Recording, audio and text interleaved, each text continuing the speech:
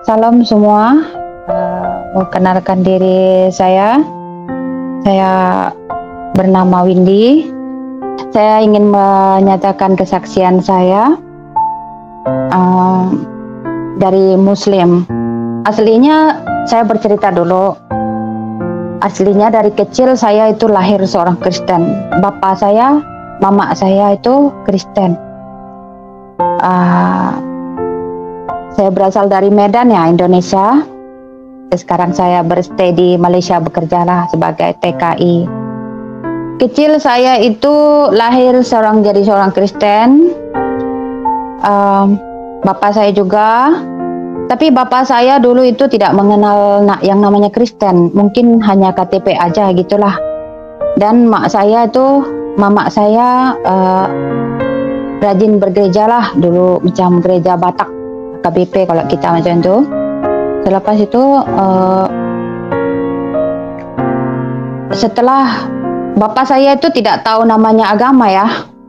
Bapak saya menyembah yang namanya nenek moyang gitu. Jadi terbiasa dari kecil bapak saya itu memberi kami makan, disembahkan dulu di suatu dalam kamar, macam ayam dimasak banyak bagus. Lepas itu dimasak, sudah masak dia bikin di kamar, disembayangin pakai ulos Batak lah kalau orang Batak ya. Lepas kasih kami makan, semua anak beranak, mama, semua keluarga lah. Kami bersaudara hanya 3, saya yang paling besar. Lepas sudah terbiasa lah tahun ke tahun macam itulah. Bapak saya itu memang tidak tahu agama ya, mungkin dia rasa itu menghargai nenek moyang. Tapi ibu saya itu ke gereja lah. Tapi kan kalau satu kampung harus ada satu gereja, kalau enggak kan orang bilang nanti sesat gitu ya. Lepas saya berumur 5 tahun macam tuh, saya masih kecil saja pun. Dari kecil saya itu sudah sepertinya ada berkelebihan ganda sedikit lah. Saya sering melihat-lihat yang tak kasat mata atau gimana gitu. Karena apa, di keturunan bapak saya itu ada nenek moyang yang mengikut dengan mereka. Mungkin ikut dengan saya juga lah. Tapi sebab saya kecil dulu tak mengerti itu apa. Saya nggak takut gitulah. Lagi bapak saya selalu memberi kami makan dengan benda-benda yang disembahkan gitu, kami makan. Dari kecil kan kita nggak ngerti, suruh makan aja. Oke, kita makan. Tapi suatu ketika bapak saya itu sakit. Bapak saya itu meninggal. Demikianlah firman. Mungkin di kampung itu diguna-guna orang lah, kayak gitu ya. Nggak ngerti juga namanya, orang Toba itu kan macam-macam ya. Bapak saya sakit ya, saya itu kurang mengerti lah yang namanya dia mati atau gimana. Saya umur masih 9 tahun waktu itu, saya masih kecil. Dia meninggal. Mama saya itu seperti bodoh lah sendiri. Sebab masa bapak saya hidup, mak itu dengan bapak tak pernah yang namanya bertengkar. Suami istri itu sangat baik gitu. Karena apa? Mereka ini jadi duda dan janda. Duda dan janda. Dulu mereka dijodohkan masing-masing antara satu sama lain gitu ya. Lepas mereka duda dan janda 3 tahun, sama-sama 3 tahun jadi dengan mama saya. Selepas mereka berumah tangga 3 tahun, saya baru ada gitu. 7 tahun atau berapa tahun macam itu, lama lah. Dan kelahiran saya pun bapak saya sangat happy. Lagi saya anak perempuan, dia banyak sayang kepada saya. Berapa anak dia, mungkin dulu bapak saya ada 2 kali menikah ya. Tapi istri pertama dia tidak sangat mencintai, 3 anaknya dia tidak pernah peduli. Sampai istri yang pertama mati pun dia tak peduli. Dan sekarang dia kawin dengan ibu saya. Dia sangat sayang gitu, cinta. Saya lama ada, lagi macam risau sedikit lah. Lepas saya happy, semua dia buat banyak sayang kepada saya. Pada saya anak perempuan lagi. Saya anak keempat lah dari saudara-saudara saya semua. Kita ada 6 ya, tapi 2 ibu. Lepas sepeninggalan bapak, selama bapak saya hidup tuh dia buat saya banyak manja, banyak sayang kepada saya. Itulah saya sangat merindukan seorang bapak gitu. Sangat rindu. Saya ada ingat di kepala otak saja rupa bapak itu seperti apa. Tapi gambar bapak saya, ada kebagian orang gambar bapak dia ada kan, dibuat di rumah. Saya nggak ada. Karena apa? Bapak saya dulu itu tidak mau berfoto selfie seperti kita sekarang. Katanya saya cepat mati. Namanya dia juga orang zaman dulu ya.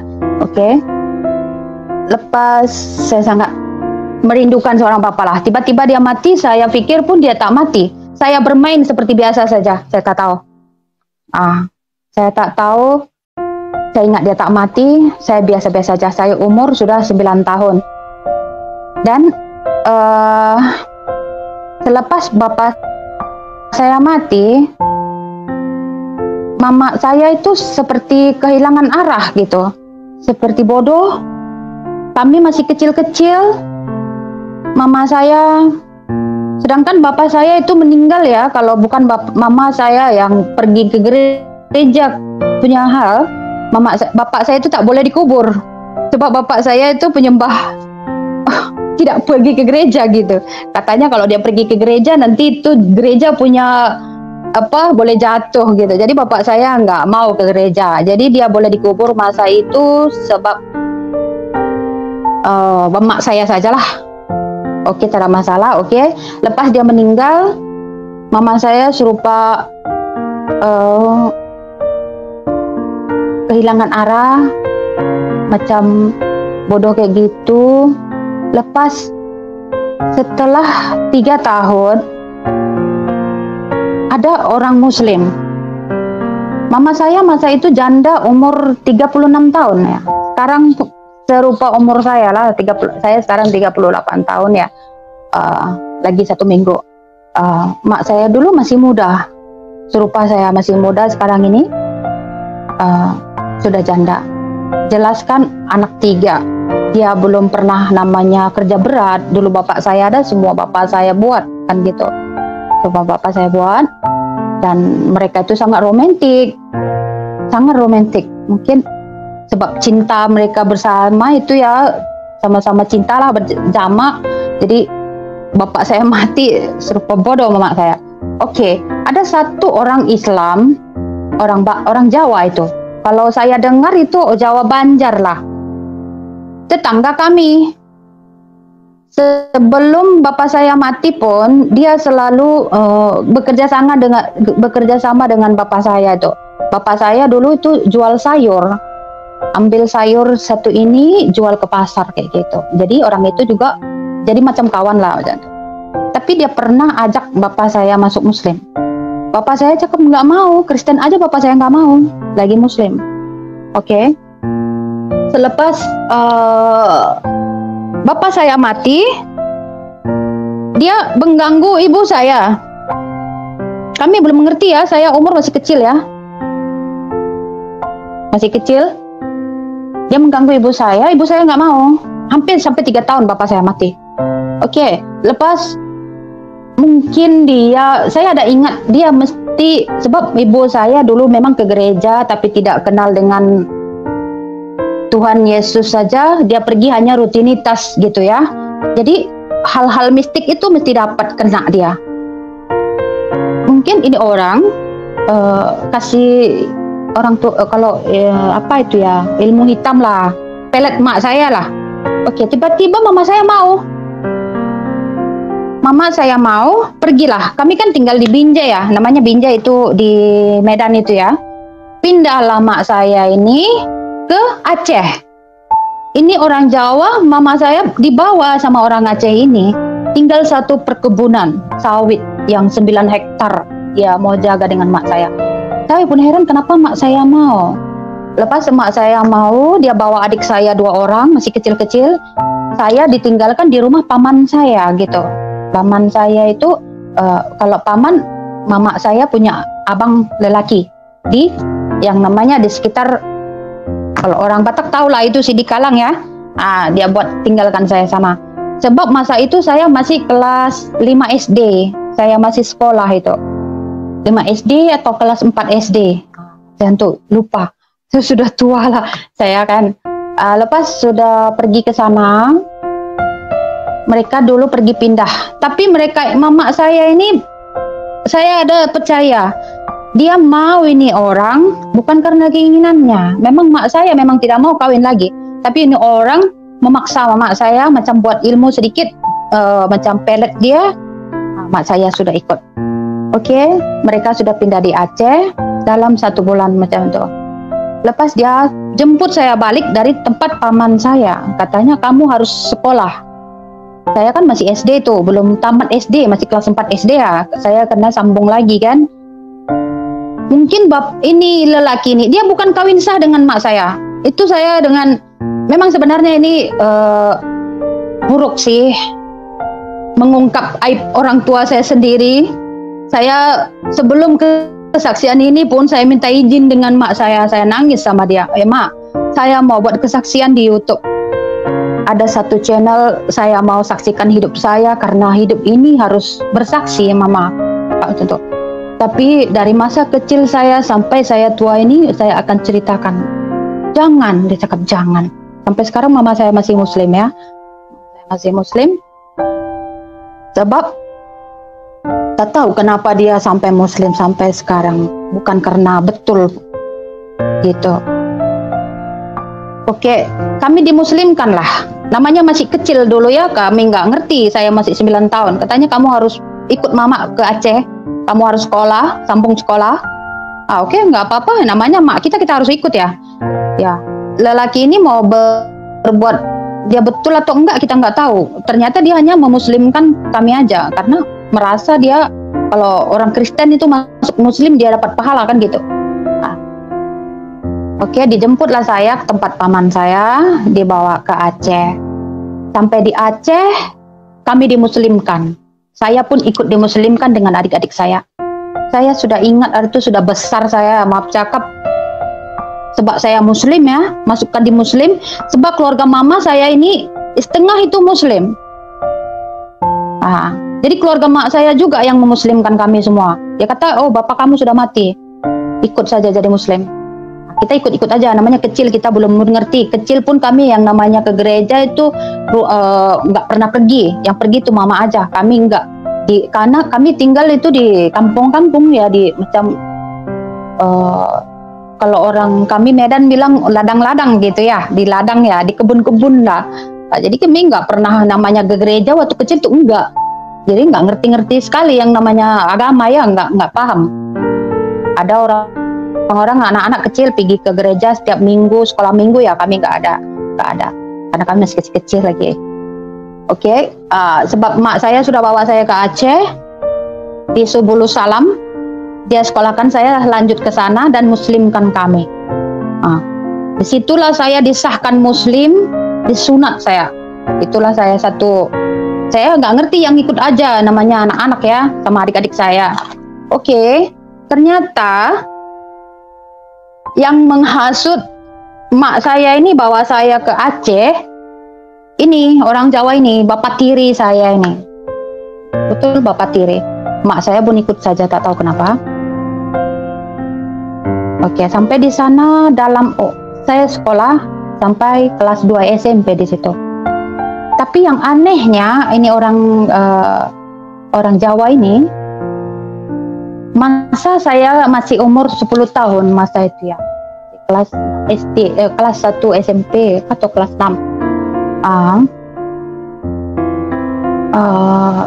Masa itu saya sakit. Lagi saya memang masih baru itu, belum sampai setahun lah. Masa itu saya demam. Saya masa itu memang waktu kecil selalu lihat-lihat itu yang namanya yang kasat mata lihat-lihat. Tapi kadang-kadang saya sakit, kadang-kadang saya tahan. tengok kadang-kadang tak tahan, saya boleh sakit sendiri gitu. Mungkin almarhum bapak saya, dia punya apa, ikut-ikut saya, namanya setan ya, selalu mencari keturunannya kan gitu. Sekarang itu saya sudah tahu itu setan, iblis yang menyerupai bapak saya. Dia akan selalu datang dia. Sebelum pun saya masuk Kristen sekarang mengikut Yesus. Dulu tuh sebelum saya masuk Malaysia, 1 tahun 1 kali dia mesti datang ke mimpi saya. Kalau dia sudah datang mimpi saya, maknanya dia ingin dijarah, tengok dia punya kuburan itu. Sampai dia punya kuburan pun ada lagi di Binjai sana. Oke. Selepas saya ada berapa 6 bulan 7 bulan macam, saya demam tinggi. Dulu saya kecil, kalau bagi masih kecil dulu saya itu macam bilang gimana ya, saya kan nggak nampak serupa orang Batak. Saya serupa orang Cina gitu ya. Itu pasal waktu kerusuhan tahun 98 itu saya disembunyikan, saya tidak bisa keluar karena banyak orang Cina di Medan dibantai, perempuan dan laki sama gitu ya. Saya disembunyikan, padahal saya orang Batak tapi serupa Cina gitu. Sekarang sudah jelek sikit lah Kak. Udah tua, anak sudah besar ya. Oke, sudah waktu kecil saya banyak cantik. Di kampung itu sudah sangat cantik lah. Dulu saya putih, rambut saya merah, cantik lah. Saya macam kelas 6 SD, ada cantik sedikit lah saya. Berbeda lah dengan orang-orang Batak, di kampung sudah lain saya dulu. Dan kenapa saya waktu itu ya sakit demam sangat tinggi, panas pas tengah malam, saya sampai menggigil. Tengah malam saya menggigil sebab saya baru melihat hantu. Itu roro jahat. Lepas itu sakit, datanglah bapak tiri saya ini. Sampai bapak tiri saya ini, saya pun ada, saya tidak ingat dia macam orang lain. Saya ingin dia menggantikan bapak saya gitu, sebab saya merindukan seorang bapak gitu kan. Dia datang ke kamar saya. Dia cakap, kenapa kamu demam? Saya sudah menggigil, banyak tinggi panas. Kalau sekarang mungkin panas gini gitu tinggi, orang bilang sudah corona ya. Oke. Sudah tinggi, dia urut saya, kasih obat saya. Sebenarnya saya sudah takut sih. Umur saya sama saya itu 10 tahun ya. Ya kan lagi takut-takutnya sama orang tuh. Lagi kita kalau disentuh-sentuh namanya laki ya, dia suaminya mama kita ya. Tapi sebab saya sudah demam tinggi, macam step gitu, tak sadarkan diri. Dia kesempatan mengganggu saya gitu. Padahal saya itu masih anak-anak. Lagi saya kan namanya kita baru masuk Muslim ya, rajin sembahyang. Wah ini itu, wah Islam itu bagus gitu. Saya sembahyang banyak kuat. Dia muslimkan kita masih kanak-kanak kan, ya sangat gimana gitu ya. Waktu kecil pun masa hidup bapak, kita tak pernah ke gereja. Tiba-tiba ada yang membimbing kita di agama, katanya kalau mati masuk surga, kalau gini ya mesti kita ingat ya. Jadi dokter dengan kayak gitu ya kita mengikut kan gitu. Waktu itu saya sudah mulai alim itu, sudah mulai alim kayak semua. Dan tapi dia mengganggu saya gitu, dia rusak saya. Sebenarnya ini memang malu sih untuk saya. Itu makanya saya kadang-kadang saya boleh benci kepada Islam. Kalau saya nampak mak saya pakai kerudung masih sampai sekarang, saya nangis. Mama, ibunya agama buat saya hancur seumur hidup. Maaf, saya menangis, saya sedih. Sudah kadang-kadang pun sebenarnya saya malu. Saya itu hari konsultasi dengan mak saya mau bagi tahu ini semua, dia nangis, jangan malukan mama. Dia kata macam itu kan. Tapi saya sangat ingin bersaksi, sangat, karena ini supaya bagi orang-orang. Jadi kalau saya tengok janda cepat-cepat kawin, anak yang sengsara gara-gara laki-laki itu, macam saya trauma sendiri lihat saya.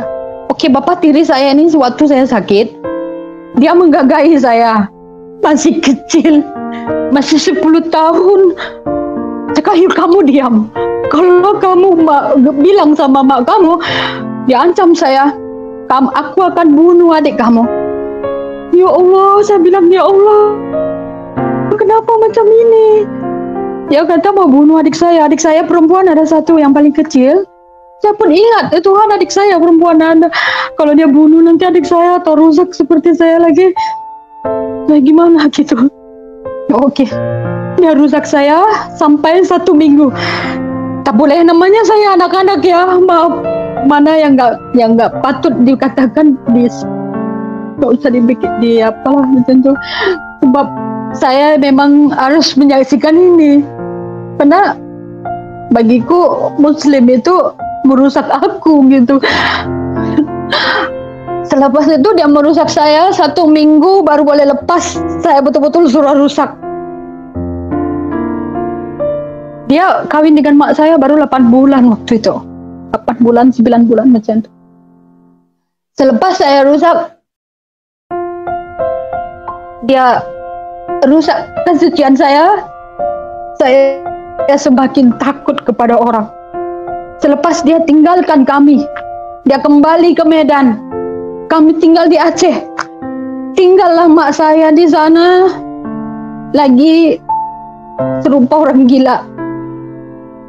Tapi mak saya sudah jadi Muslim. Mungkin niat dia hanya untuk memuslimkan kami aja. Nah, dia merasa Muslim itu sangat diridhoi Allah gitu ya. Selepas, oke, mama saya bertahan di sana sampai 2 tahun. Saya pun serupa gila. Sampai saya besar pun saya tak bagi tahu. Saya dirusak oleh suaminya sendiri.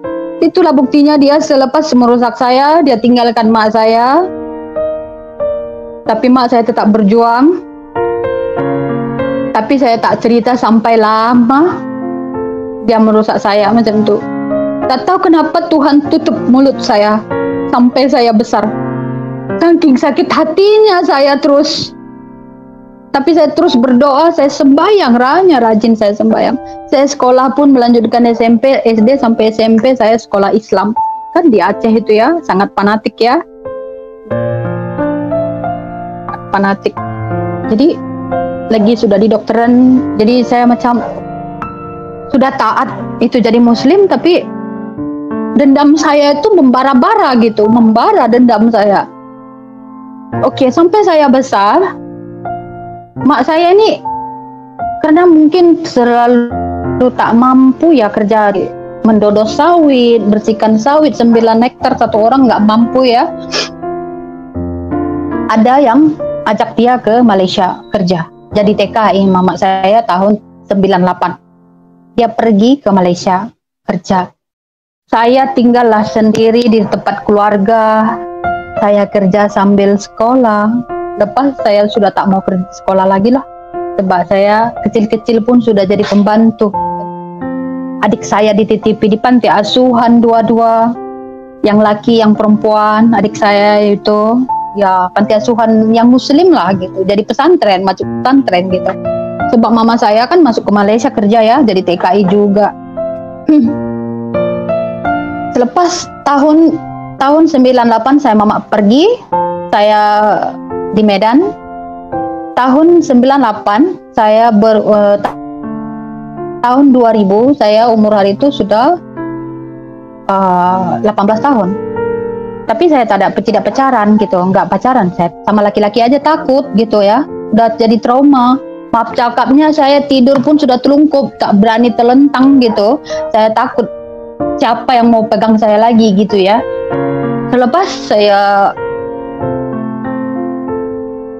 kepergian mama ke Malaysia, saya jadi pembantu di Medan, kerja di rumah orang, jaga anak bayi. Saya masih kecil pun sudah jaga anak bayi orang. Ya saya pikir-pikir masih kecil saya sudah jaga anak orang gitu, umur 2 bulan. Saya yang jaga, dia yang tidur gitu.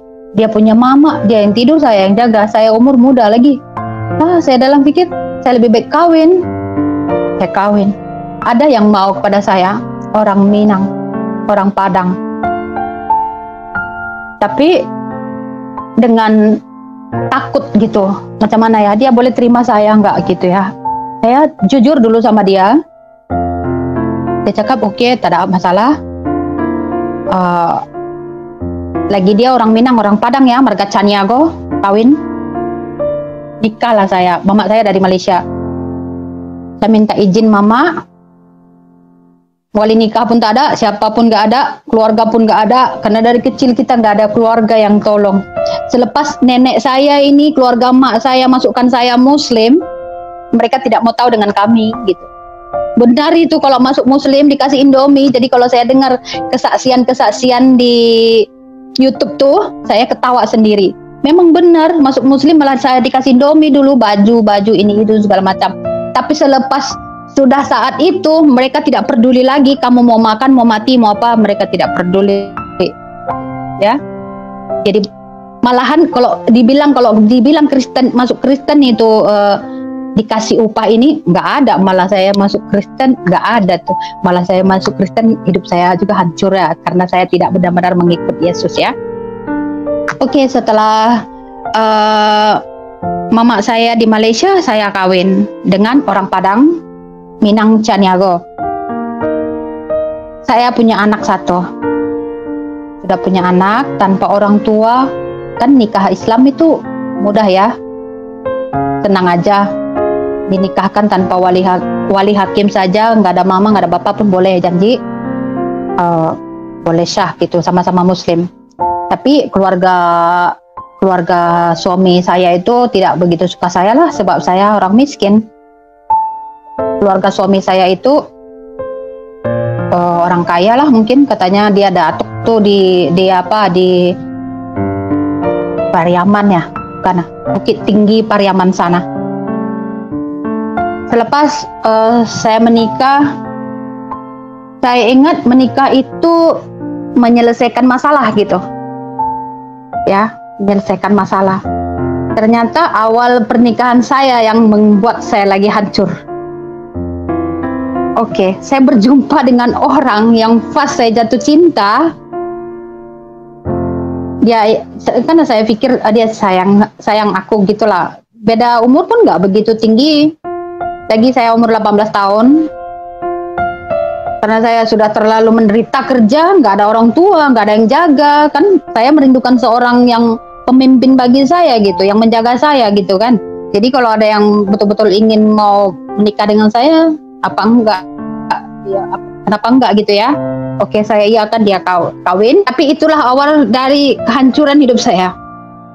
Saya ada kenal 3 bulan aja, saya sudah mau menikah dengan dia karena sakit hati gitu. Nanti saya siapa? Kemana saya pergi, mak saya nggak ada, kan gitu ya. Oke, selepas menikah, ternyata suami saya ini benar lah, kalau kita nggak kenal lama ya, menderita. Sedangkan kenal lama boleh hancur ya, lagi nggak kenal lama. Ternyata suamiku ini, yang orang Padang ini, saya sudah mengandung 4 bulan tuh. Mengandung orang Padang ini, sudah mengandung anak pertama dari dia, sangat menderita. Yang namanya istri yang macam mana bahagia, saya nggak mengerti gitu. Minta B dikasih C gitu ya, minta mangga dikasih salak saya gitu. Jadi ya nggak masalah sih, hari-hari gaduh. Dari awal kehamilan anak pertama sampai lahir, nggak pernah namanya cuti gaduh, hari-hari gaduh. Yang sakit hatinya saya, dia ingatkan saya masa saya kecil. Kamu tidak bagus untuk saya. Oh, saya hati sangat hancur. Saya berapa kali ingin mati gitu. Tuhan, kenapa ya Allah, kenapa kayak gini? Kenapa hancur aku? Aku pikir kawin itu untuk lebih baik, rupanya enggak. Lagi Muslim yang hancurkan saya dari awal. Kawin pun saya menghancurkan saya, Muslim juga gitu ya. Semakin dendam dalam hati ini. Dendam tapi sangat cinta kepada Muslim, agama saya gitu. Sangat cinta. Sembayang banyak kuat. Saya sembayang subuh itu nggak pernah tinggal. Saya paling suka sembayang. Walaupun saya tak mengerti dia cakap apa, saya sembahyang banyak kuat gitu ya. Adik saya kan sekolah pesantren, tapi saya enggak ada waktu saya untuk belajar, untuk ngaji apa enggak, karena waktu saya itu kerja gitu. Jadi ngerti belajar sendiri, nggak pernah di orang yang ngajari saya. Baca Al-Quran kah, apakah, tapi saya belajar sendiri. Namanya baca Al-Quran dulu saya sudah paham. Karena di dalam Al-Quran itu dibilang kalau nggak sembahyang boleh masuk neraka, sedangkan sembahyang aja boleh masuk neraka, daripada apalagi nggak sembahyang kan, gitu. Jadi kita taat kepada agama itu, tapi berat sekali untuk menghadapinya gitu. Tapi kita kenapa nggak peduli gitu ya, walaupun berat mengikut Islam itu. Saya baru sekarang sadar kenapa saya dulu taat gitu sampai hancur saya. Oke, saya selalu yang namanya taat itu sama agama Muslim itu dulu sangat kuat. Suami saya itu mantan sekolah, kalau di Indonesia itu sekolah man ya, agama punya. Dan namanya orang Minang ya, orang Padang ya, kan mesti alim. Mertua saya juga haji dua-dua, haji, mantan mertua lah. Selepas itu mereka tidak menyetujui saya karena saya orang Batak dengan orang Minang katanya nggak nyambung gitu ya. Ya urusan mereka lah. Karena mungkin saya kan orang susah juga ya, orang pembantu ya. Sebab saya sudah kawin punya pasal, dia setujui lah. Tapi selepas setahun anak saya lahir 2 bulan, dia tinggalkan saya. Situ penderitaan saya semakin sakit, makin sakit. Keluarganya tidak peduli saya. Mantan suami saya pergi ke Singapura kerja kapal, ya. Dia tinggalkan saya tanpa pesangon apapun. Sampai sekarang dari umur 2 bulan sampai umur 19 tahun anak saya sekarang yang paling besar dari dia tidak pernah bertanggung jawab. Oke. Selepas dia pergi, saya pun sudah serupa kehilangan kapal juga lah gitu. Gak ada arah. Sudah keluarga tidak mau tahu dengan kami. Suami pun dari awal kawin sampai apapun menyiksa saya gitu. Dia ada penyakit maniak seks gitu, maaf. Tapi saya tahankan juga, tapi saya cinta gitu. Ada anak ya, tapi akhirnya pun dia meninggalkan saya. Saya cari sana kemari, dia tak peduli saya. Keluarganya tidak mau tahu, apapun tidak mau tahu. Anak saya itu masih kecil. Saya namanya pergi ke sana kemari itu belum mengerti ya. Namanya juga susah. Mama saya sudah datang dari Malaysia, tapi ya datang juga dia uang sudah nggak ada, pas-pas aja gitu. Sudah keadaan ekonomi susah, suami udah nggak ada. Masa itu sepeninggalan suami saya, anak saya masih baby umur 2 bulan. Ada banjir bandang di kampung kami di Medan. Air serumah demi. Sangat sedih. Suami saya sudah pergi, gak bertanggung jawab. Memang sah nikah sih kami, memang sah. Kami nikah di kantor KUA. Sah kami nikah.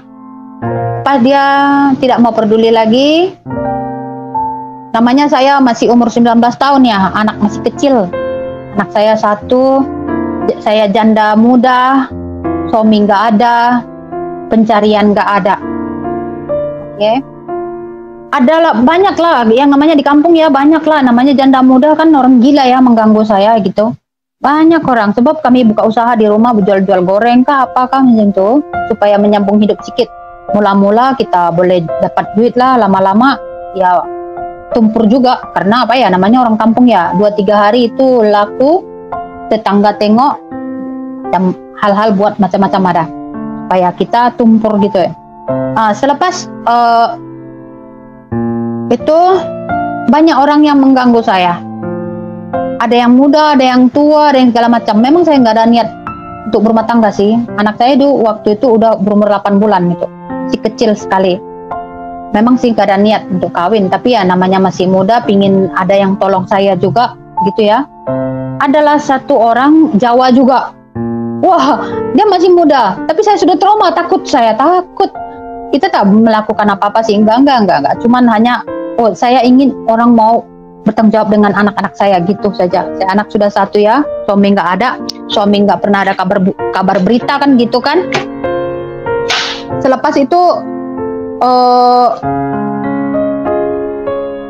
selepas kawin, sebelum kawin banyak yang cari saya. Ada satu orang Kristen yang sangat selalu hari-hari menolong anak saya. Kalau orang kampung bilang anak saya itu sudah sakit palasik ya, palasik, mesti orang tahu lah sakit palasik anak saya, kurus rupa tulang, badannya semua sudah sakit parah gitu ya. Nah, itulah semakin saya stres, uang nggak ada, suami nggak ada, penghasilan nggak ada. Jadi adalah satu orang Batak namanya Marga Simbolon ya, suami saya sekarang Simbolon ya, saya kawin. Dialah yang peduli dengan anak saya, dia support anak saya, dia apa gitu ya. Ya namanya kita masih muda, ada anak, ada yang membantu, ya terikat lah gitu. Dia bilang sama saya, mau kawin sama saya. Kata nggak boleh, kamu Kristen, saya Islam. Dia kata apa? Nggak masalah, aku memang dari dulu mau masuk Muslim. Dia bilang gitu. Dia duda lah, dia sudah berkeluarga, anak 5 ya. Saya tidak malu mengungkapkan ini semua karena memang ini kenyataan hidup saya. Oke, kalau kamu mau kawin saya dalam hati saya, saya kan Muslim. Tapi gimana ya? Saya Muslim ya gitu. Kalau ada orang mau masuk Muslim, dalam Al-Quran bilang kalau kita tarik orang kita berpahala gitu ya. Saya ingin pahala gitu, kejar pahala. Karena yang dianjurkan di dalam itu mau cari pahala aja. Cari pahala gitu. Apapun kamu buat mau dapat pahala gitu ya. Oke. Memang saya bukan cinta sih. Nggak cinta, yang namanya hati saya masih untuk suami saya itu, dia tidak ceraikan saya, hanya tinggalkan saja kan gitu. Lagi saya kan kawin sah, bukan kita macam kan. Dan dia pergi tinggalkan gitu. Ada yang mau masuk Muslim mau sama saya, kenapa enggak? Lagi dia sudah tua ya, walaupun dia ada beranak 5 ya, dia sudah tua. Gak ada apa masalah karena dia pun sudah support kepada anak saya, dia tolong anak saya sampai anak saya sembuh gitu ya. Jadi termakan budi saya. Tapi saya cakap sama dia, saya bilang sama dia, kalau kamu masuk Muslim, oke, kamu kawin sama saya. Saya bukan pikir cinta, enggak. Hanya pikir mau dapat pahala supaya dia masuk ikut saya gitu. Oke, kami nikah. Di kampung itu nikah siri lah itu. Tak boleh sah kan? Sebab kan hukum Muslim 3 bulan suami tidak menafkahi lahir batin kan sudah talak dari saya gitu. Misalkan pun saya kawin lagi, gak ada masalah gitu kan. Suami saya yang pertama sudah tinggal saya 8 bulan kan, 9 bulan. Jadi ini orang Batak ini pelarian saya gitu, bukan karena cinta. Saya bilang, Kak, saya nggak cinta kamu ya. Saya hanya supaya ada yang bertanggung jawab dengan anak saya. Saya terang-terangan ngomong sama dia, lagi kamu harus masuk Islam ya. Iya, bisa. Saya pun dulu sudah mau masuk Islam. Oke, dalam hati saya, oke, kami kawin, menikah. Oke, dalam kami menikah, paslah pertama kali anak saya dengan Simbolon 1. Ternyata sudah kesekian lama saya masih Islam itu, masih Islam. Dia pun Islam. Tapi setelah kawin dia pergi gereja, saya Muslim gitu. Saya kan, kenapa kamu tak mau Muslim? Mau bilang kamu mau masuk Muslim. Rupanya dia hanya tipu aku aja gitu supaya aku mau kawin sama dia. Kan saya masih muda kan. Waktu itu 19 tahun, anak 1, dia sudah 35, 36 macam itu ya. Ya mestilah dia hanya untuk tipu aku aja gitu ya. Dia bilang apa? Nggak apa-apa, buat agamamu, aku buat agamamu. Oke, nggak masalah. Nanti saya sembahyang setiap pagi, minta aja, ya Allah, jadikanlah suamiku menjadi Muslim, biar dia sembahyang ikut sama aku. Itu aja tiap hari tak minta sama dia. Tunjukkanlah jalan terbaik kepada suamiku, Simbolon.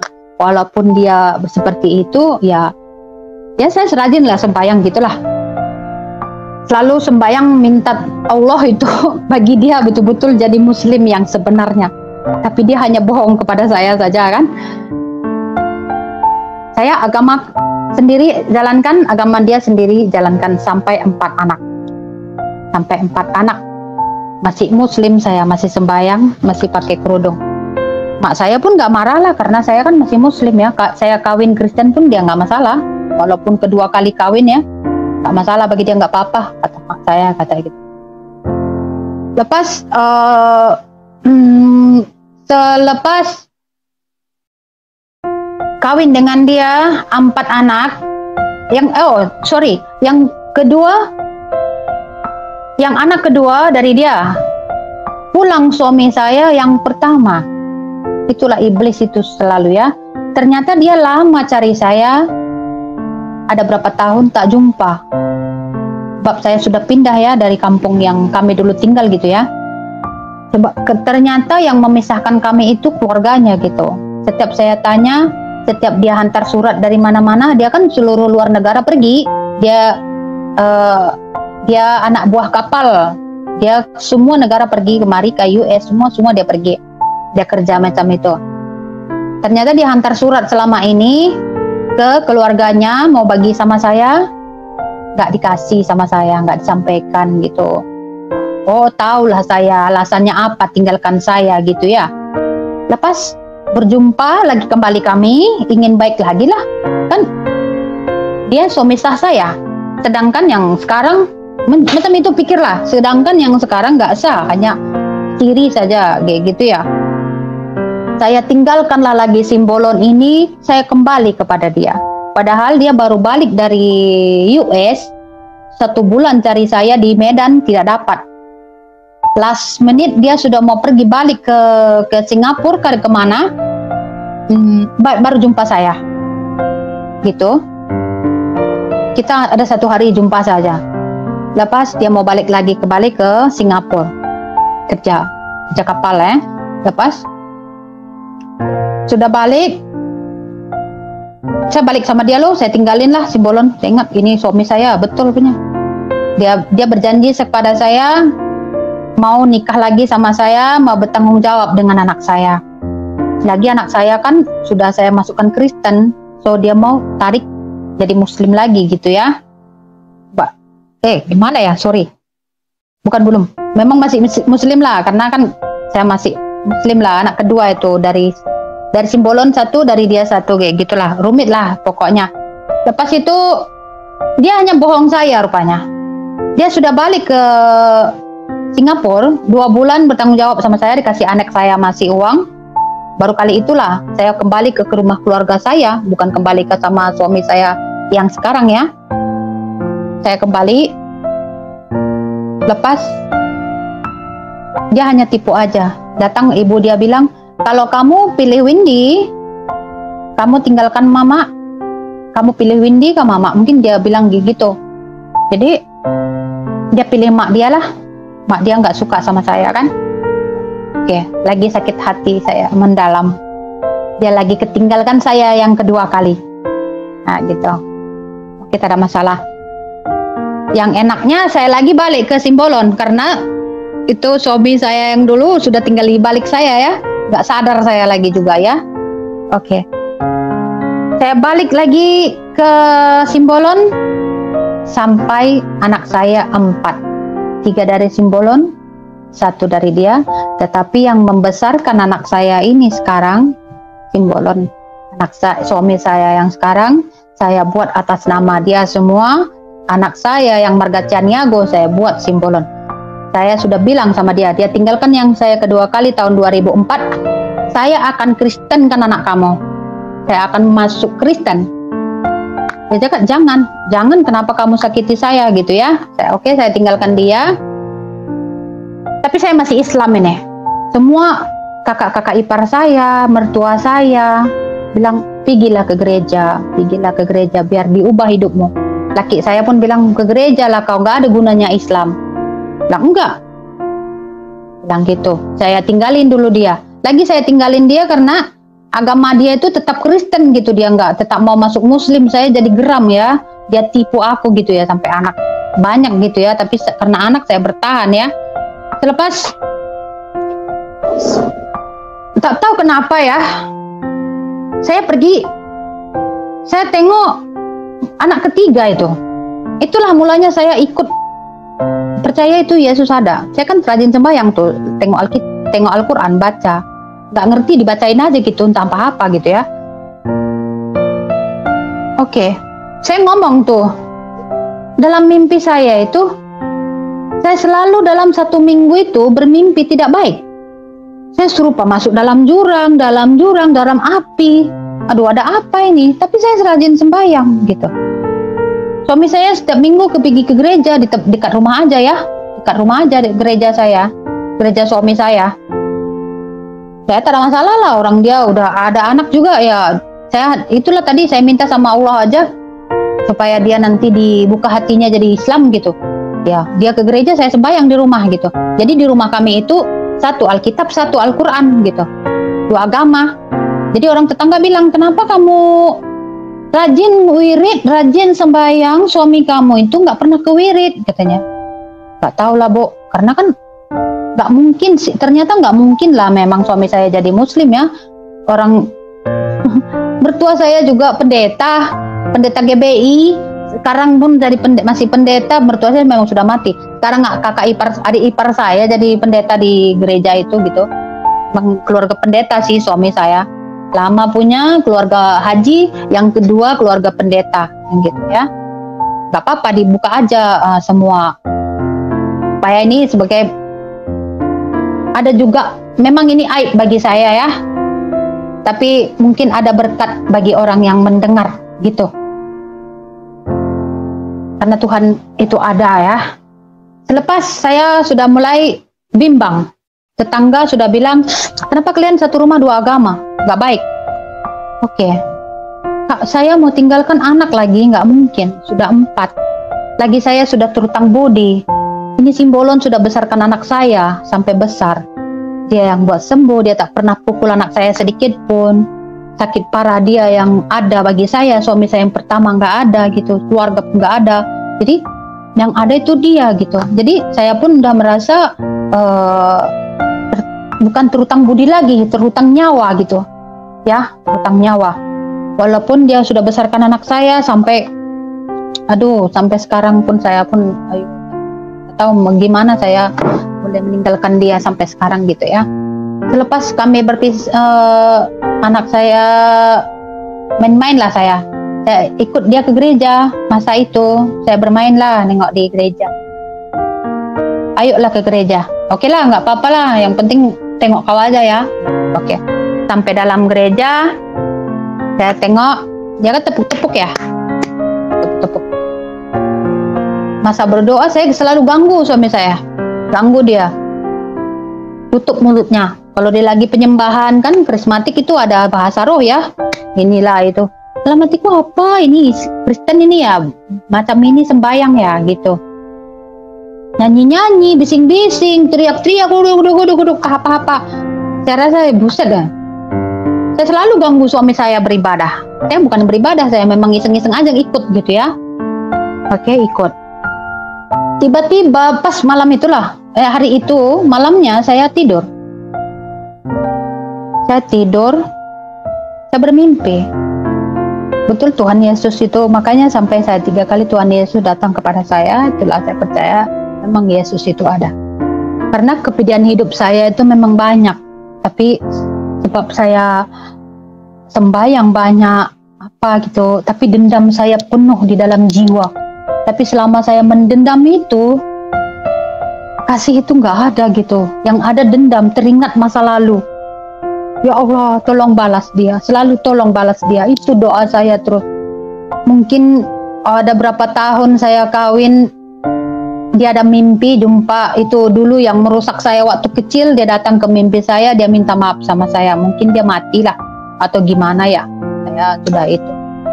Oke. Kita cerita, selepas saya dari gereja pertama kali hari itu juga, saya memang bermain aja masuk gereja ya. Lepas itu saya masuk, malamnya saya bermimpi. Saya jalan satu bukit, jauh, banyak jauh, di bawah api semua, api. Saya mau jatuh. Jalan itu sangat kecil. Saya mau jatuh. Betul-betul, saya belum tidur sebenarnya. Saya baru pergi ke kamar mandi aja ya, terus laptop itu mimpi. Dua tangan dari atas tadahkan kepada saya, sangat terang, putih, tapi muka tak nampak, jubah saja. Kenapa engkau takut menjalani ini? Pegang tanganku, engkau akan selamat. Saya nggak boleh tengok, cuman rasa tunduk, pegang aja gitu. Saya boleh naik sampai ke atas, cepat, secepat mungkin. Wah, saya sudah tak, ya, apa itu ya? Saya nggak teringat itu Yesus. Saya nggak ingat itu Yesus. Nggak ingat itu Tuhan ya. Karena kan saya masih sembahyang ya. Saya ingat, apa itu Nabi Muhammad? Gitu aku. Oke, sampai, gak mungkin. Gak mungkin kau Tuhan Yesus. Mesti itu Nabi Muhammad. Dalam hati pikir saya Nabi Muhammad ya. Dia putih, dudukan tangan dia. Jadi, dia angkat saya. Betul-betul nyata dalam hidup saya. Oke, saya belum lagi percaya. Keesokan harinya Tuhan selalu tunjukkan bagi saya supaya percaya kepada Dia. Keesokan harinya saya iseng tengok di TV acara kebaktian. Kan tahun 2000 berapa itu ya? 2005, 6 macam tuh ada acara TV Medan Daily TV. Jadi setiap sore jam 6 ada namanya Daily TV. Ternyata di TV itu ada acara kebaktian Philip Mantopa. Dan sampai sekarang saya banyak suka melihat namanya channel Philip Mantopa. Saya suka berdoa sebab dialah saya betul-betul mengikut Yesus. Di dalam kebaktian itu iseng-iseng dia bilang, saya ingin berdoa kepada Anda. Ada satu orang yang di jalannya tidak benar, akar kepahitan hidupnya sangat kuat. Saya lagi dengar karena dia bilang kayak gitu ya. Saya ingat diri saya sendiri. Saya dekatkan lagi. Tadahkan tangan Anda, berdoalah. Tuhan Yesus pasti menjamah Anda. Dia bilang kayak gitu. Saya lawan itu TV, kurang ajar kamu. Macam mana mau ngomong sama kamu, bilang gitu. Saya lawan dia. Mana mungkin, saya bilang. Saya lawan dia dalam TV. Dia televisi itu ya, saya tengok dia. Oke, saya mau ikut kamu. Kalau memang betul-betul kamu cakep seperti itu, betul-betul kamu hebat ya. Nah, saya tadahkan tangan, serupa macam ini dua. Yang pertama, gak ada apa-apa. Lagi dia jawab dari TV, saya tahu kamu belum percaya. Dia bilang kayak gitu, Anda belum percaya dengan kuasa Roh Kudus. Tadahkan sekali lagi tangan Anda dan ikuti kata saya. Dia bilang kayak gitu. Saya lagi tadahkan, saya dinginkan hati saya tadah macam ini, benar-benar putih dari TV. Saya tutup mata, tapi keluar warna putih dari TV itu, perasaannya masuk ke dalam kepala saya, terus ke badan saya. Saya rasa itu, apa tadi? Tuhan Yesus. Saya terucap mulut yang tidak pernah saya ucapkan Tuhan Yesus. Saya terucapkan Tuhan Yesus. Yang fanatiknya saya dengan Allah tiba-tiba mengucapkan Tuhan Yesus. Saat itu juga, Tuhan Yesus kau benar-benar ada melalui orang ini. Mulai dari situ saya bertobat, tapi belum sekali gitu. Masih sekali lagi, ada lagi kebimbangan, padahal sudah kedua kali. Oke, tiba-tiba saya tunjuk, ini Al-Quran, ini Alkitab, dua-dua saya buat macam ini. Hei, Tuhan Yesus, saya cerita saja macam itu sama dia. Hei Tuhan Yesus, kalau kau memang benar-benar ada, tunjukkan mana satu ayat bagiku, mana yang betul-betul bagus. Saya buka, simple aja buka Alkitab. Pertama kali saya buka Alkitab. Dari kecil pun, dari bayi saya Kristen pun tidak pernah buka Alkitab. Tapi kali itu saya buka Alkitab. Di sini Al-Quran. Ini Allah, ini Tuhan Yesus. Aku percaya kepada Allah. Tapi Tuhan Yesus, kalau kau betul-betul ada, saya cerita seorang diri itu rupa gila saya kan. Tunjukkan bagi saya. Saya buka sekali aja. Tapi saya lupa mana sekarang, nggak ingat. Dia ada tulis Yesaya berapa saya nggak ingat. Dia bilang, baru saja aku meninggalkan engkau sudah berpaling dariku. Tetapi karena aku mengasihimu, aku mengangkatmu kembali. Wah, benar-benar baik. Betul ya. Bukan saya yang memilih Yesus. Saya sangat benci dia. Tapi dia yang memilih saya. Saya percaya dia yang memilih saya. Berarti saya ini berharga gitu. Saya sudah terbuang selama ini. Dia angkat saya kembali. Saya banyak bersyukur. Oke, 1 minggu ikut yang namanya Natal. Namanya Natal, pas saya mau ikut. Pas pertama kali mau ikut, mau liturgi ke depan gitu. Ibu mau ikut ya? Oke lah, nggak apa-apa. Ikut aja lah, ikut gitu. Ya kasih saya liturgi, juga saya mau hafal, mau baca di depan. Nggak tahu kenapa, yang pertama kali saya baca Alkitab, itu bahasa, itu orang pun bagi saya juga. Itu pendeta. Waduh, kok sama? Baru saja aku meninggalkan engkau sudah berpaling dariku karena aku mengasihimu, tapi nggak tahu yang mana. Saya yang mana? Nggak tahu saya. Tolong ditunjukin saya nanti. Saya pun kurang ngerti di mana ya. Aku mengangkat kau kembali. Wah, 2 kali. Berarti Tuhan memang sayang kepada saya. Oke. Singkat ceritanya, walaupun saya sudah menjadi Kristen, pas saya mengenal Yesus, hati saya waktu itu terus mengikut Yesus, percaya. Tapi untuk terakhir kali saya untuk ikut jadi Kristen, terakhir kali saya sembahyang lagi subuh, saya sujud, ya Allah, walaupun saya sudah percaya kepada Yesus, tapi tak tahu kenapa mulut saya bilang, aku tetap mencintaimu ya Allah. Aku percaya engkau ada. Oke. Itulah selalu saya yang selalu ingat lah. Selepas itu, saya sudah mulai berdoa dengan Kristen. Saya sudah tidak sembahyang lagi. Buka sudah semua. Saya sudah tidak sembahyang. Saya sudah tidak sembahyang, saya sudah sembahyang Kristen, saya terkadang sudah pergi ke gereja, tapi saya belum siap untuk dibaptis. Itu gereja orang bilang saya mau dibaptis jika saya masuk Kristen. Jaka belum bisa. Hati sudah menerima, tapi tidak ingin dibaptis, karena nggak ngerti itu baptis itu apa ya. Gitu. Padahal kalau Islam kita kan mengucapkan 2 kalimat syahadat. Kalau Kristen juga kita harus dibaptis baru kita syah ya, yang gitu. Saya belum. Selepas saya masuk Kristen awal itu, waktu itu keadaan suami saya itu yang sekarang itu sangat susah untuk makan aja susah ya. Untuk makan aja susah. Karena suami saya yang pertama itu banyak uang, tapi menghancurkan hidup saya, menghina ibu saya.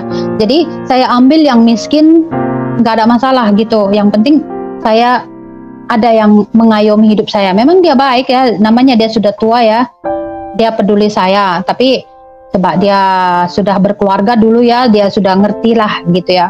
Tapi kurang lah, saya nggak apa-apa lah. Tapi dia juga bertanggung jawab sama anak saya sampai sekarang ya. Oke, dalam 2 minggu itu baru pas saya masuk Kristen, ternyata saya sudah berdoa mulai pas itu jadi Kristen ya, percaya Yesus. 2 malam berturut-turut saya berdoa, setiap pukul 2 malam. Saya minta Tuhan Yesus, ubahkan suami saya, berikan dia rezeki. Tolong kirim malaikat yang akan menolong dia. Sebab anak sudah banyak ya, 4 ya, semua lelaki ya. kerja suami saya nggak ada, apapun nggak ada, rumah pun nyewa, kan gitu susah sekali lah. Ternyata Tuhan jawab doa saya selama 2 minggu itu, setiap pukul 2 malam. Pagi-pagi pukul 7, ketuk rumah kami. Ajak suami saya buat bisnis, jual beli tanah, buat coupling. Oke. Start lah itu, semua ada. Dari kami tak punya ada, semua ada. Dulunya nyewa, sekarang oke sedikit lah gitu. Tuhan kasihlah. Saya ternyata memang kunci dari rumah tangga itu ya istri sih, gitu ya. Walaupun saya nggak kawin sah dengan dia, tapi dalam hati saya itu ya Tuhanlah yang sahkan kami gitu. Gitu aja sih. Sebenarnya malu sih sebenarnya, ya nggak tahu. Tuhan akan buat rencana yang terbaik bagi saya, itu saja permintaan saya. Tapi entah nggak tahu kenapa setelah suami saya sudah mulai naik, dia sudah berubah dia punya sifat, tak serupa dulu. Jadi trauma dalam diri saya itu hidup lagi gitu ya. Ya namanya kita iman baru bertumbuh. Padahal itu saya punya saudara itu dari suami semua pendeta, tapi macam nggak ada yang support saya gitu, nggak ada yang kasih pelajaran saya. Lagi saya umur masih muda aja, anak banyak gitu, nggak ada yang peduli dengan saya, dengan suami saya. Tapi saya tidak pernah mengeluh dengan itu semua ya. Tapi ya berjalan dengan waktu ya, dan itulah. Jadi saya pun pandai sendiri, belajar sendiri, semua sendiri. Tidak pernah saya namanya konsultasi sama orang, tanya apa itu, enggak. Singkat ceritanya, saya sudah beribadah, tapi Tuhan uji saya. Itulah kalau kita beribadah itu kepada Tuhan, suam-suam kuku gitu. Sebentar, saya akui sampai sekarang, sebentar saya betul-betul mengingat Yesus, sebentar enggak gitu. Oke, setelah suami saya tuh sudah mulai meningkat, bisnis sudah mulai ada, suami saya berubah, trauma dalam hidup saya itu timbul kembali gitu. Dendam dalam hati tuh timbul kembali gitu. Ya, timbul kembali karena yang pertama saya sudah gagal, ini pun lagi macam ini. Dulu saya tinggalkan orang yang berduit, buat saya menderita. Saya ambil orang miskin pun menderita saya. Lagi kaya pun menderita juga. Jadi apa saya mau pikir gitu ya. Jadi nggak ada tujuan lagi gitu. Bimbingan dari sebelah mana pun nggak ada. Dari kakak ipar, dari adik ipar nggak ada. Padahal keluarga saya, suami saya itu keluarga pendeta semua gitu ya. Jadi nggak ada yang support saya. Malah mereka itu buat saya seperti anak-anak gitu. Karena memang saya anak-anak ya. Karena saya memang masih anak-anak, udah punya banyak anak. Jadi nggak stabil pikiran saya gitu ya. Nggak ada yang membimbing. Ibu saya juga masih muslim gitu ya. Jadi adik-adik saya pun. Jadi nggak ada tempat curhat itu nggak ada gitu. Untuk mengajar yang bagus itu bagi saya itu nggak ada gitu. Jadi saya pandai sendiri. Tidak dari orang lain.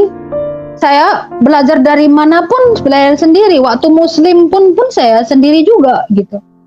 Jadi banyak sekali saya mau bunuh diri. Tuhan, kenapa aku menderita gitu? Satu kali saya potong tangan saya. Saya sudah tak ingat. Anak sudah banyak ya, tangan sudah potong, tak mati juga. Atau pikiran saya itu apa gitu ya? Nggak jelas. Tujuan hidup tuh nggak ada gitu. Kayaknya hidupku percuma gitu. Tuhan sudah datang kepada saya pun, tapi sebab saya nggak ada yang mendidik saya, padam gitu. Selepas itu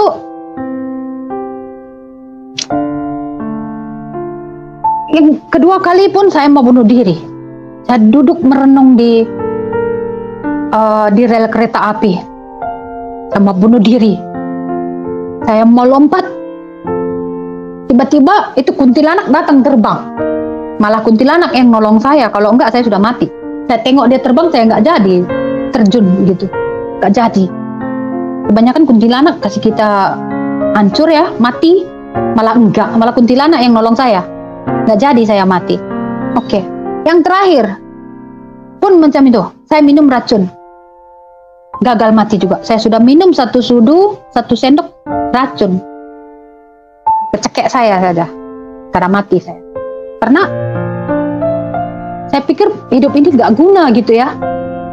Gak ada yang support saya. Dari kecil pun saya sudah menderita. Oke. Puncala itu semua, Tuhan uji saya sangat lagi besar. Saya bertengkar dengan suami saya Simbolon ini. Bertengkar kuat. Tapi pertengkaran ini apa saya nggak ngerti gitu. Nggak ngerti. Yang anehnya, dari Medan saya pindah ke Sibolga 1 tahun, saya lagi masuk Muslim. Karena saya pikir saya Muslim hancur. Saya pun masuk Kristen lagi hancur. Muslim lagi gitu. Saya masuk Muslim lagi. Pergi saya Sibolga tanpa cerita, tapi di YouTube channel tanpa ragi inilah saya ceritakan. Kalau suami saya dengar pun, ya saya minta maaf. Saya memang sempat tahun 2011 saya masuk lagi Muslim. Padahal saya sudah percaya Yesus, sudah 3 kali 4 kali datang kepada saya. Lagi kembali saya ke Muslim. Memang benar-benar jin Muslim itu tinggi kalau kita sempat mengucapkan 2 kalimat syahadat. Benar, saya sudah mengakui itu. Oke, tapi Tuhan tegur saya di sana. Lagi Tuhan tegur saya. Saya ada buat berniaga di situ, jualan sayur. Saya tinggalkan suami saya di Medan dengan anak saya 4 dengan dia. Dengan anak saya yang pertama saya bawa, saya tinggalkan itu. Saya tidak peduli. Bab, untuk apa ini semua gitu? Sia-sia hidup saya gitu. Saya nggak berpikir tuh, nggak mau saya. Saya menyendiri sana sendiri, lagi sudah Muslim sembahyang lagi saya. Tapi Tuhan tegur saya lagi. Tegur saya lagi. Mulai dari situ, oke lah. Saya akan pergi merantau. Saya iseng-iseng ikut channel, ada live entah apa itu radio, satu ustadz masa di Sibolga itu. Dia bilang saya, tapi melalui telepon. Saya tanya kepribadian saya itu apa jadinya nanti ke depan. Saya tanya, dia jawab, oh kamu akan tengok di tangan, di kaki kiri kamu ada garis, ada titik, 1 titik hitam. Saya tengok, ya ada, kenapa dia tahu ya? Saya sendiri pun tidak tahu. Saya cek, ada. Iya Pak Haji, ada apa itu ya? Aduh, hidup kamu rumit. Sepertinya kamu mau pergi lagi nih, jauh, 1 negara. Dia bilang seperti itu. Oh iya Kak Pak Haji. Saya tanya Pak Haji. Ternyata benar yang dia bilang itu. Lepas saya dari Sibolga, saya balik ke Medan. Sampai mertua saya meninggal pun saya tak mau balik ke Medan ya. Mertua saya yang pendeta inilah. Padahal mertua saya itu banyak sayang sama saya. Tapi dia sudah panggil saya tak balik. Itulah saking, kesalnya gitu, kesal. Selepas balik saya ke Medan, tanpa sepengetahuan suami saya, ada yang mau bawa saya urus ke Malaysia. Saya ikut saja. Apa-apa benda saya buat semua. Saya urus. Tanpa sepengetahuan suami saya, sudah ada saya memang sih minta dia balik sama saya. Baliklah. Suami saya cakap, oke saya balik. Saya balik, dia tak peduli gitu. Macam depan saya baik, di belakang baik, dia asing gitu. Ya sudah pusing dia, ya sudahlah saya masuklah ke Malaysia. Saya urus paspor, saya masuk menjadi TKI di sini. Sekarang saya ada di sini bekerja sudah 9 tahun. itulah saya sebenarnya. Tapi sebelum saya berangkat ke Malaysia, saya minta maaf kepada mak saya. Saya cuci kakinya, "Mama, maafkan saya mau pergi merantau, memang nasib pula seperti ini." "Jangan," mama saya memang kata jangan. Baru saat itulah saya ceritakan bahwa dia dulu punya suami merusak saya. Saya punya mama banyak nangis, minta maaf kepada saya. Tapi nggak tahu ya berapa puluh tahun saya boleh simpan di dalam jiwa saya. Baru pas itu cerita dengan mama saya, nangis. Saya minta maaf sama dia, "Mak, memang keluarga saya macam ini. Mama tahu, karena muslim lah sudah menghancurkan hidup saya." Saya terus kata macam itu. Oke, tapi saya sudah muslim itu, mama saya tak tahu saya sudah balik lagi ke muslim ya, tapi saya tak cerita. Tapi mau masuk lagi ke Malaysia tuh. Sudah mau masuklah saya di Malaysia. Jujur, saya memang dulu malu mengaku saya itu masuk jadi masuk Kristen, malu. Saya malu gitu. Itu halah saya masuk lagi ke Islam gitu. Saya malu mengaku saya Kristen gitu. Tapi ternyata Tuhan bilang kalau saya malu mengaku dia di depan orang, Tuhan pun malu mengakui saya, kan gitu ya. Selepas itu itulah iman itu boleh tumbuh, mendengar dan melihat. Macam mana salah dan dosa saya pun Tuhan selalu kasih saya juga tempatan gitu. Tuhan itu sungguh luar biasa. Dia kasih maaf saya. Seberapa banyak pun dosa saya, seberapa banyak pun saya tinggalkan dia, hianati dia, dia tetap setia untuk saya. Nggak tahu saya ini apa, manusia apa saya yang sangat hina, berdosa. Kenapa Tuhan sayang saya sampai saat ini? Setiap doa saya, puji Tuhan, walaupun saya beribadah suam-suam kuku, Tuhan dengarkan saya sampai sekarang. Saya iseng-iseng, saya kan orangnya selepas saya masuk ke Malaysia, saya orangnya rileks, tidak mau memikirkan yang namanya anak, apa-apa saya tidak pikirkan. Saya happy kerja saja nih. Walaupun saya jadi pembantu di sini, walaupun saya sudah sempat, memang saya awalnya susah, sudah jadi kaya, ada duit saya tinggalkan lagi suami saya yang sekarang ya, semua sudah ada, mobil ada, rumah ada, semua ada, saya tinggalkan dia lagi gitu ya. Tapi karena ingat dunia ini nggak penting dengan duit gitu ya, nggak penting dengan uang. Susah pun kalau senang aja hati. Saya jadi rilekkan diri. Jadi kalau saya di sini bawa happy aja, macam mana jadi kerja, walaupun saya pembantu di sini ya, saya happy aja ya, nggak ada masalah bagi saya. Karena juga dulu awalnya pun saya sudah jadi orang susah gitu ya, dari kecil saya menderita. Jadi kalaupun saya sudah pernah jadi kaya lah sama suami saya Simbolon ini, saya tidak terkejut badan lah, sudah biasa. Dan kembali lagi macam ini saya tak ada masalah, nggak apa-apa. Karena menurutku di Malaysia jadi pembantu itu tidak hina sekali gitu ya. Oke, sekarang saya di sini, tapi saya benar-benar pun yang sangat merindukan ingin bersaksi itu karena sering mendengar YouTube. Dulu saya kan nggak begitu aktif dengan YouTube ya.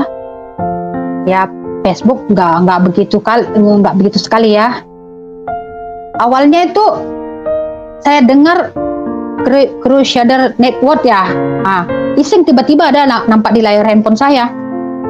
Dia membahas tentang Islam memperbudak, istrikan ini.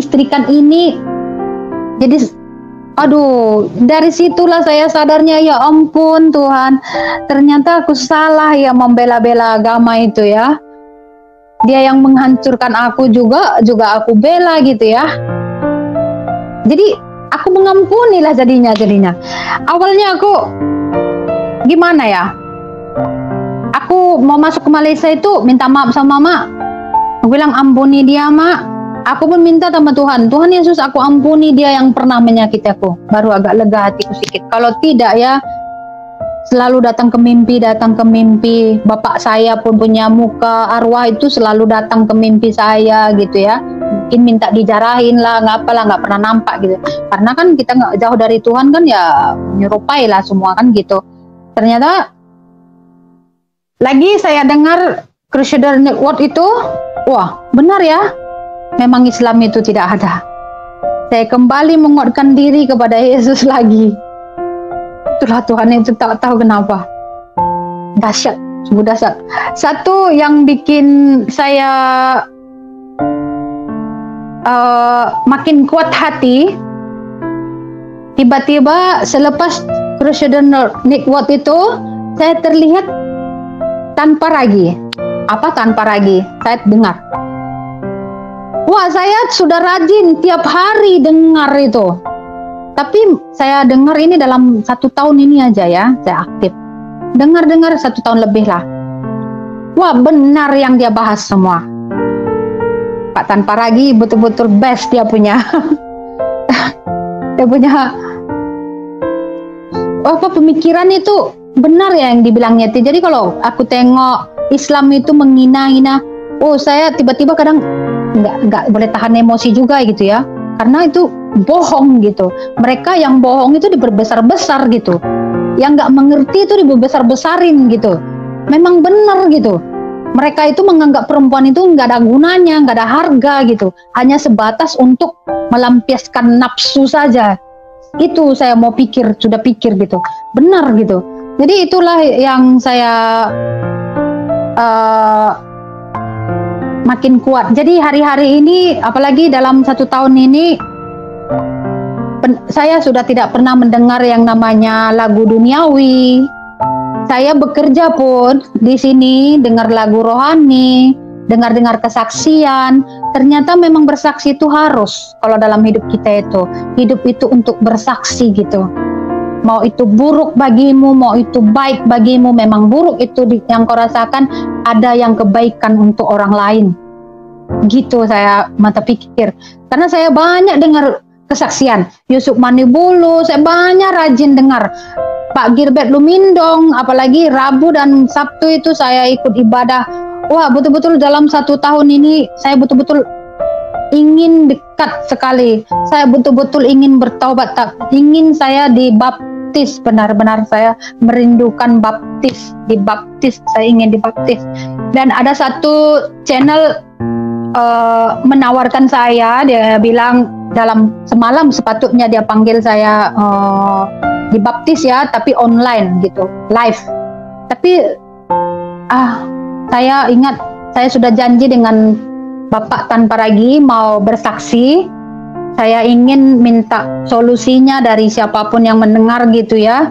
Tapi saya sekarang memang sangat ingin siap untuk dibaptis. Tapi saya belum menerima tawaran. Ada satu grup, satu gereja kah apa tiba-tiba datang ke WhatsApp saya gitu ya. Saya pun pernah konsultasi, saya ada pernah bagi tahu cerita saya ini kepada satu channel. Dia sudah telepon saya, tapi saya tak mau beritahu siapa. Tapi pernah dia bilang sama saya waktu itu, sebab saya ceritakan keluarga saya gini-gini semua dari detail. Dia bilang saya memang itu hidup di dalam keluarga zina. Betul, saya anak 4, tidak ada yang dibaptis gitu. Jangankan anak saya sendiri tidak dibaptis karena saya anak lahir 4 pun masih muslim ya. Gitu. Jadi dia bilang itu satu ibu itu, dibilang saya sampai saat ini saya masih hidup sebagai zina gitu. Terus saya menangis. Tuhan, saya tahu saya zina. Saat itu juga malam itu saya berdoa. Sekarang saya banyak rajin berdoa malam. Tuhan, malam itu setelah saya berbicara dengan ibu itu siang itu pas saya kerja, dia telepon saya ceritakan semua. Dan ibu berzina, ibu tinggalkan pun nggak apa-apa, ibu kawin lagi. Hati saya sakit sudah mendengarnya. Kenapa dia panggil kawin saya lagi? Sedangkan hati saya sudah banyak trauma. 9 tahun saya di Malaysia, belum balik, trauma dengan lelaki. Sampai saya minta dulu sama Tuhan, anak pertama saya mengandung pun Tuhan, jangan kasih saya anak perempuan Tuhan, supaya jangan menderita seperti saya. Saya udah minta, tapi Tuhan dengar saya. Memang mulut saya, maaf ya, ada kuasa tajam sedikit. kalau saya menyumpahi orang boleh jadi gitu. Itu pasal mantan suami saya, kalau dia tidak minta maaf datang kepada saya tidak mengampuni dia pun tidak punya keturunan sampai sekarang. Dia 3 tahun kawin, dia tak punya keturunan. Mbak, saya sumpahi dia, saya sakit hati gitu. Jadi mulut saya memang berbisa sedikit. Jadi saya ingin mungkin ini kelebihan dari Tuhan atau dari iblis atau dari keturunan bapak-bapak saya dulu pun saya tidak tahu ya. Saya ingin menghilangkan ini semua. Saya ingin benar-benar mengikut Yesus dan rindu sekali ingin dibaptis dan anak-anak saya. Sampai sekarang memang kami belum sah. Saya anak umur 19 tahun di Medan, di Indonesia, belum dibaptis. Dan anak saya yang paling besar itu yang dari suami pertama sudah besar. Saya pun sudah buatkan dia Kristen. Saya selalu menasihati dia supaya dia tetap percaya kepada Yesus, karena bapaknya dulu sudah tahu komunikasi dengan dia, sudah berbicara dengan dia, tapi saya ajarkan dia tidak boleh terpengaruh, karena Yesus itu adalah nyata. Allah itu tidak nyata, karena dia tidak maha tahu. Dia macam mana susah pun kita, dia tidak tahu. Dia hanya tahu, tidak tahulah. Dia tidak maha ada gitu Allah itu, tapi Tuhan Yesus maha ada. Buktinya, sesusah apapun saya, Yesus ada untuk saya. Walaupun saya perempuan kotor, anak hina, tapi di mata Tuhan Yesus saya mungkin berarti.